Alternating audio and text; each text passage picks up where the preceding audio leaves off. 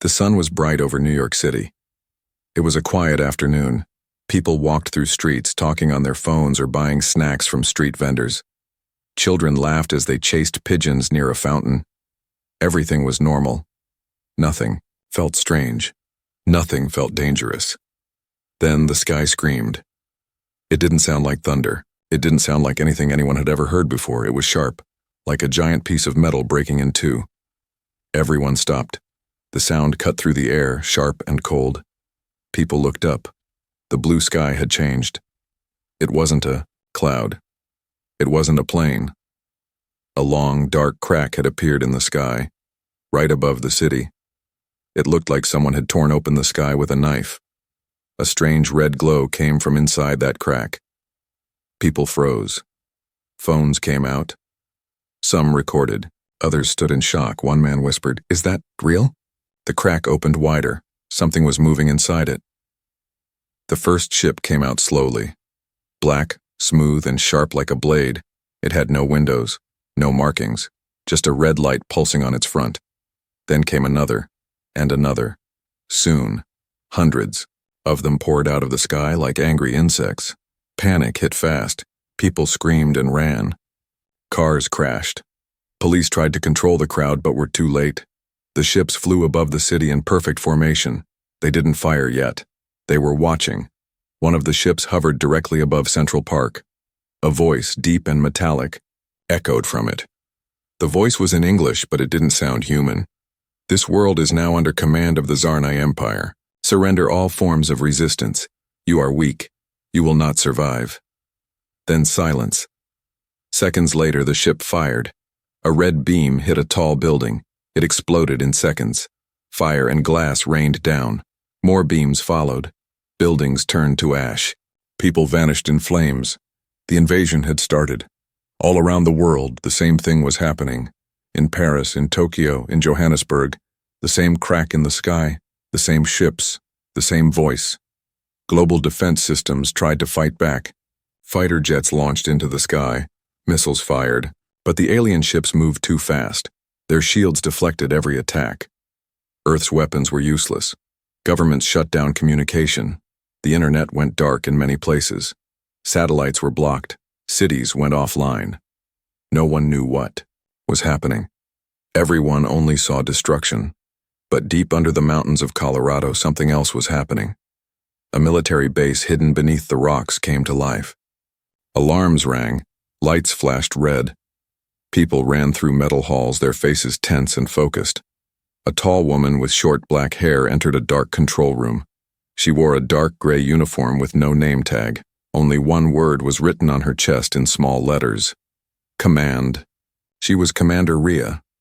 She looked at the screen showing Earth's cities on fire. She didn't blink. She didn't panic. She turned to her team. "Activate Project Iron Will." A young officer hesitated. "But Commander, we haven't tested it." "Do it," she said calmly. In the center of the room, a metal panel opened. A glowing red button appeared. The officer pushed it.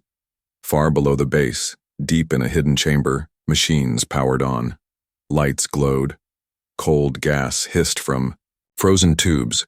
Inside those tubes were people, sleeping, silent, waiting.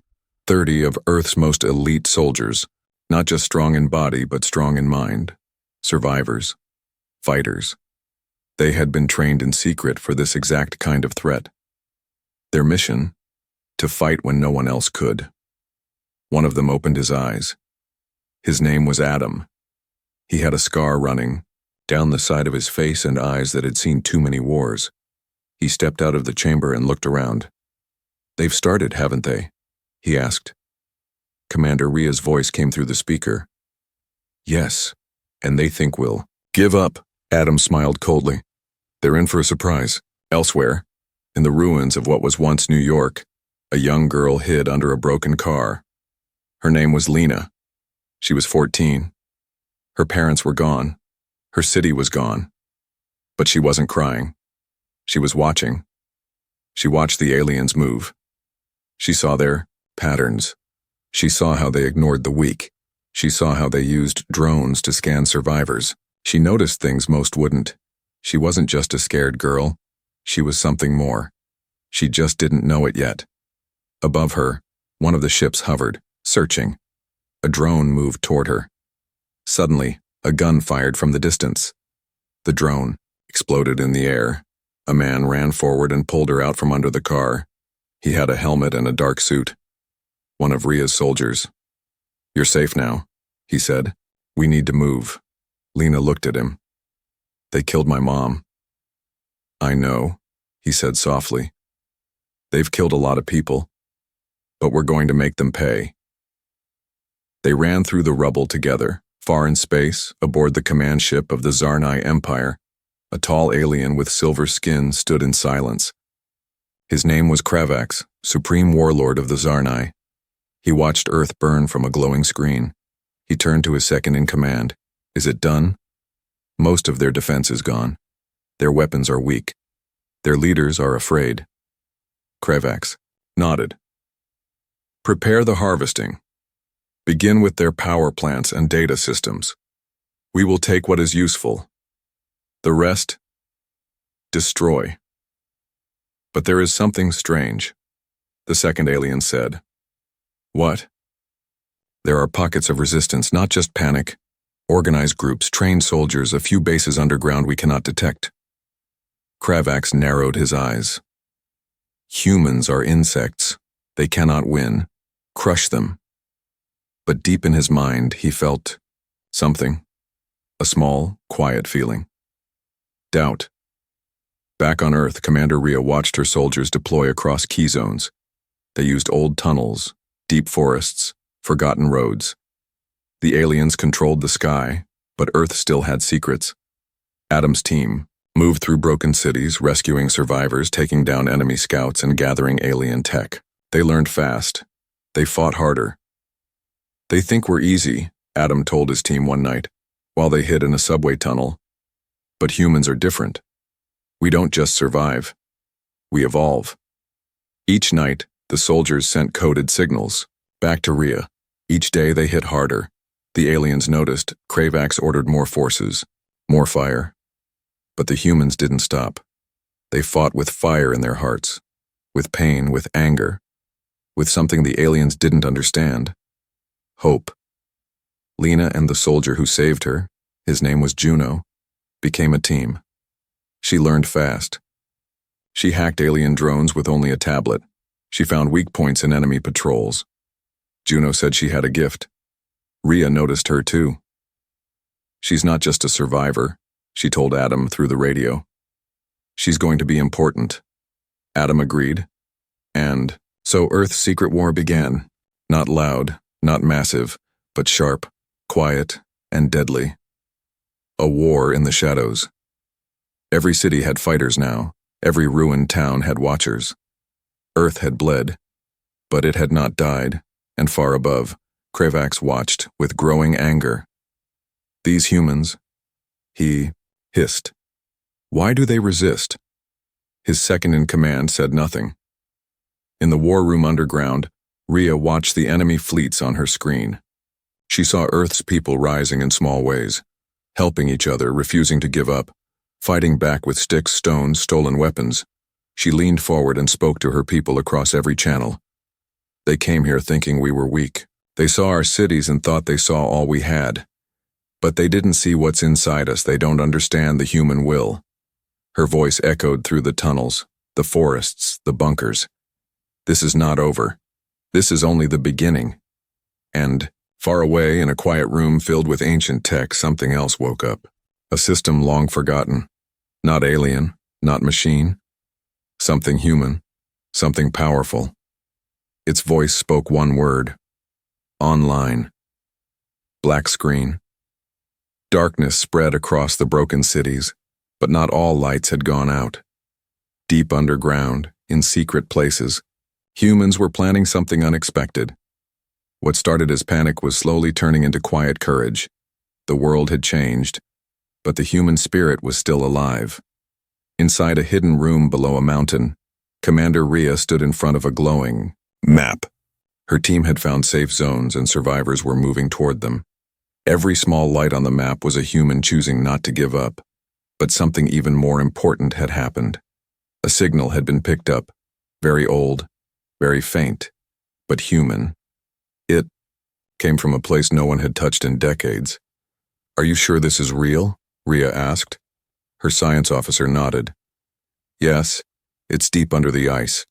We always thought it was shut down, but it's awake." Rhea stared at the signal. A long time ago, Earth had built a secret research base in the Arctic. It held advanced machines, old programs, and an unfinished AI, one that could think for itself. It had been shut down because people feared it would become too strong. Now it was online again. Across the ocean, in the ruins of London, Adam and his team moved quietly through empty streets. Buildings were broken. Roads were silent. But the silence was not peace. It was waiting. They had found something strange in the city. Alien equipment left behind, still active, but not guarded. As if the invaders were watching something else, now. As if their focus had shifted. One of Adam's soldiers pointed to a strange symbol glowing on a nearby wall. "That's new. I haven't seen that mark before." Adam nodded. "They're leaving messages for each other. Maybe warnings, maybe targets." Suddenly their radios clicked. It was Commander Rhea. "We found something," she said, "and we need your team to go north." Adam listened. As she explained the signal, his expression changed. "Are we waking it up?" he asked. "It woke up on its own," Rhea replied. Back in the safe zone, Lena was working with Juno and the engineers. She had learned faster than anyone expected. She could now speak to machines, understand alien code, and even stop drones from miles away. Juno watched her with quiet respect. "You're not just gifted. You're meant to do this." Lena looked up. "They aren't perfect. They have patterns.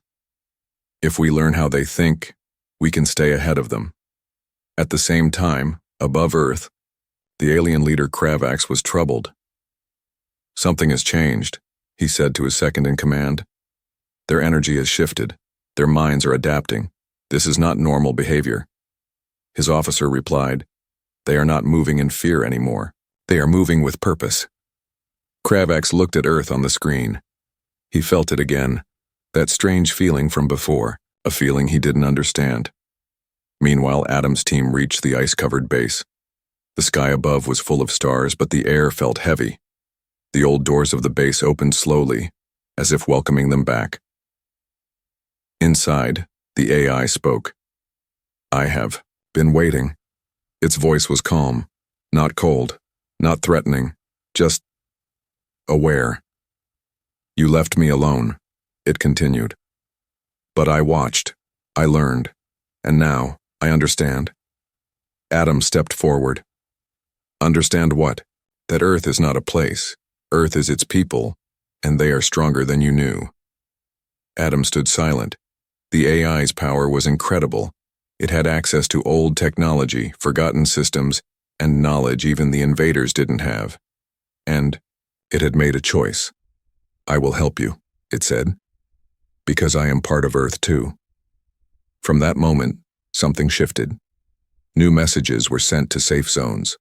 Power grids came back online. Satellite images returned. The humans were starting to see the full map. Every move the aliens made was being tracked. Every pattern was studied. Earth was waking up. Lena received data from the Arctic base and began unlocking new layers of the alien language. Her eyes lit up as she made a breakthrough. "They're not just here to take resources," she said. "They're searching for something, and they haven't found it yet." Commander Rhea leaned closer to the screen. "What are they looking for?" "I think," Lena said, "they're looking for something that doesn't exist on their own worlds. Something they lost long ago." "Emotion?" Rhea guessed. "No," Lena said quietly. "Connection." And far above, Kravax stood at the center of his command ship, watching the planet below. He couldn't explain the discomfort inside him. He had conquered many worlds. None had ever pushed back like this. He asked his officer, "Are we underestimating them?" The officer said nothing. Kravax turned away from the window. Deep underground, in that hidden mountain base, Commander Rhea stared at the new map, brighter, now with hope. She whispered, "They came thinking we were soft, but now they'll see who we really are." The screen faded to black. Night fell across the shattered cities, but below the surface, a new kind of light was growing. Not from fires or explosions, but from hope and discovery. Humans were learning to fight differently now, not with brute force, but with sharp minds and strong hearts. Adam's team returned from the Arctic base, carrying with them a new ally, the ancient AI. It was like nothing they had seen before. Calm and wise, it spoke in a soft voice that filled the room with a strange feeling. It didn't just know old technology, it understood people. "We have waited long," the AI said. "Now, we can change the story." Commander Rhea looked at the AI closely. "How do we begin?" The AI's eyes glowed gently. "You must unite. Humans fight alone too often, but together you are stronger. Together you can face any storm." Rhea nodded slowly. "Then we start by finding those who still believe." Far away in a small town where hope seemed lost, Lena worked with Juno to send secret messages to scattered groups of survivors. Their voices were quiet, but their words carried power. "Do not hide in fear," the messages said. "Rise and join us. The earth remembers its strength." Slowly, people began to answer back. They came out from hiding. Farmers, teachers, doctors, even children who had learned to carry small tools. Each person was a light in the growing darkness, but the aliens watched too. Kravax noticed the change. He saw patterns in the cities, signs of human connection and communication. His ships flew lower, searching harder, but they could not find the new strength growing beneath the ruins. "Why do they not break?" Kravax asked his council. "Why does their spirit grow when all should lost?" His second-in-command remained silent. Back on Earth, Adam and Rhea met with leaders from different regions. They used the AI's knowledge to create networks, hidden paths where supplies could move, messages could travel, and people could meet safely. The AI showed them old maps, secret tunnels, and forgotten technology that no one had remembered. With it, they built small devices that could block alien signals or confuse their machines. Lena became a key part of this plan. Her skills with technology grew stronger each day. She taught others how to read alien codes and how to turn their own machines against them. One evening, as the group gathered around a flickering screen, a new message came through. It was from the aliens, but not a warning. It was a question. "Why do you resist?" the message asked. Rhea looked at the screen, surprised. Adam leaned forward. "They want to understand us, or maybe they're confused." Lena smiled faintly. "We're not what they expected. We're more than they planned for." Days passed and the resistance grew. Small victories happened quietly. Drones were stopped, supply lines protected, families reunited. The world was healing in pieces, ready to stand again. Yet Kravax planned his next move. He ordered his ships to focus on capturing the AI signal. He wanted to shut it down before it could unite humans fully. But the AI was prepared. "It is not just a machine," it told Adam. "I have learned what it means to protect. I have learned what it means to care." With the AI's help, humans began to build something new, a network not only of weapons, but of ideas, trust, and courage. It was not a fight of destruction, but a fight for survival and hope. In a quiet moment, Rhea stood looking at the stars. She thought about the first day the sky cracked open. The fear, the chaos, the loss. But now she saw something new. She whispered to herself, "This is just the beginning. We will not be forgotten." The screen faded to black. The world had grown quieter, but beneath the silence a current was moving. It was not the sound of falling buildings or flashing weapons, but the soft hum of ideas spreading. Earth's people were waking up, slowly, carefully, like flowers blooming after a long winter. Commander Rhea stood at the edge of a vast underground chamber. The walls were lined with old technology, machines that had been forgotten or left behind. The AI, now fully awake, moved through the systems, breathing life into them once more. "This place," Rhea said, "is where we will turn the tide." Outside, the cities remained shadowed. Alien ships still flew in the sky, but their presence was less certain, less threatening. They were searching, but they could not find what was hidden beneath. The humans had learned to vanish, to move like whispers. Lena and Juno worked side by side in a small lab, surrounded by glowing screens and humming devices. Lena's fingers flew over a keyboard as she decoded signals from the aliens. Each message told a story, but also a secret. "They are scared," Lena said, eyes wide with wonder. "They don't understand why we don't break. They fear what they can't control." Juno smiled quietly. They never met a human who refused to give up. In another part of the world, Adam led a group through an ancient tunnel system. The air was cold and heavy, but their steps were sure. They had learned to trust in the quiet, in the hidden paths that the old world had left behind. "Every step we take," Adam said softly, "we walk for those who cannot." Suddenly their radios buzzed. A message came from the AI. "We have found something." The group stopped, hearts quickening. "An old signal," the AI continued. "A beacon. A call from a place forgotten." They moved faster now, deeper into the tunnels. The walls began to glow with strange symbols, ancient and powerful. The humans reached a hidden chamber filled with light.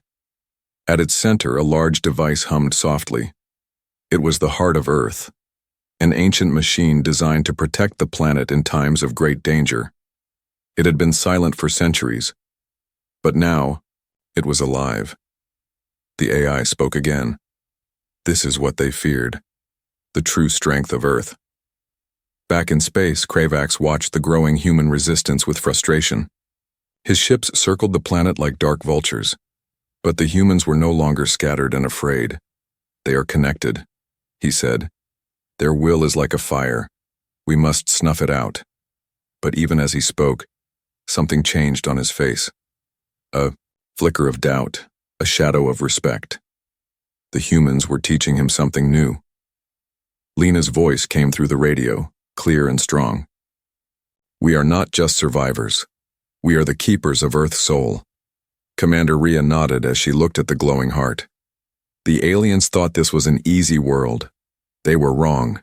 This is our home, and we will protect it." The screen faded to black. The sky above Earth was heavy with tension. The stars blinked silently as if watching a story unfold, one that no one could yet predict. Below, humans and their ancient allies prepared for what was to come. The world was changing, and the next chapter was about to begin.